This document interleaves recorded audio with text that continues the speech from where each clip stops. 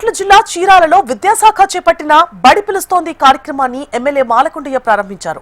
Perala, Ongole, Pakala school వద్ద విద్యార్థుల enrolment కార్యక్రమంలో అధికారులతో కలిసి ఎమ్మెల్యే నేరుగా పాల్గొన్నారు.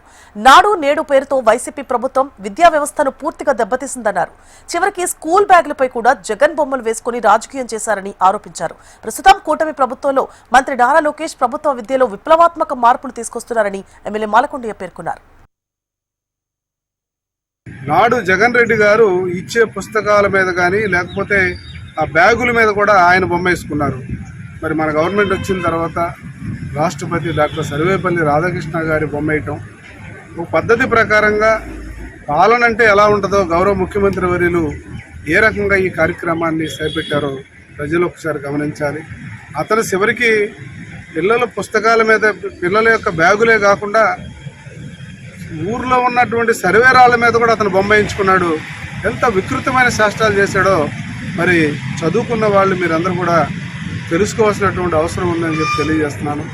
అటువంటి రాక్షస పాలన, దుర్మార్గమైన పాలన అంతరించి ఇవాళ ప్రజాస్వామ్యం, ప్రజల చేత ఎన్నుకోబడినటువంటి ఈ ప్రభుత్వంలో చట్ట ప్రకారంగా ఏ పని ఎలా చేయాలో, ఎవరు ఏం చేయాలో ఆ విధంగా ఈ యొక్క ప్రభుత్వం నడుస్తుందని చెప్పేసి అందరికీ తెలియజేస్తున్నాను. మరొకసారి ఆలోచించండి. మీ మీద ఆర్థిక భారం పడకుండా ఈరోజు ప్రభుత్వం